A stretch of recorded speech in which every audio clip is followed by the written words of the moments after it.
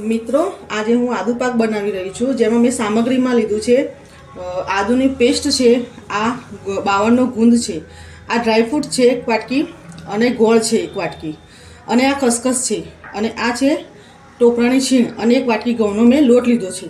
આ બધી સામગ્રી હું આદુ પાકમાં યુઝ કરવાની છું. મિત્રો, આપણે આમાં 2 ચમચી ઘી લેશું.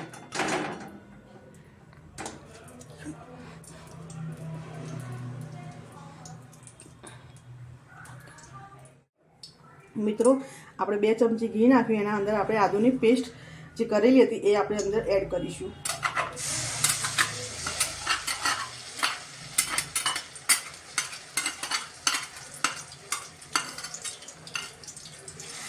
અને આદુની પેસ્ટને આપણે સ્લો ગેસ ઉપર એને સાંતળીશું, જ્યાં સુધી એનો કલર ચેન્જ ના થાય ત્યાં સુધી.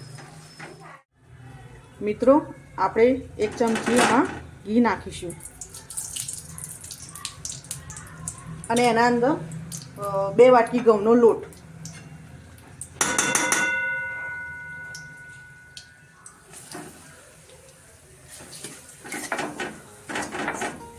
અને એને ધીમા ગેસ ઉપર આપણે જ્યાં સુધી એ બદામી કલરનો ના થાય ત્યાં સુધી શેકાવા દઈશું. જુઓ મિત્રો, આપણી આદુની પેસ્ટનો કલર થોડો ચેન્જ થઈ ગયો છે. હવે એના અંદર એડ કરીશું આપણે 52નો ગુંદ, જે થોડી વાર આપણે સાંતળવા દઈશું. મિત્રો, આપણે ઘઉંનો લોટ પણ અંદર એડ કરી દીધો છે, જે શેકાઈ ગયો છે, તમે જોઈ શકો છો. એના અંદર આપણે હવે ઉમેરીશું ડ્રાયફ્રૂટ, જે અમે છીણી લીધેલા છે.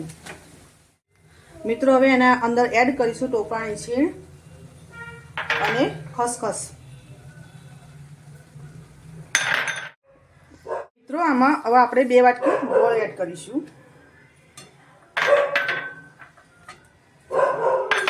અને હલાવીશું. મિત્રો, એના અંદર આપણે થોડી સામાન્ય સૂંઠ નાખીશું, 1 ચમચી.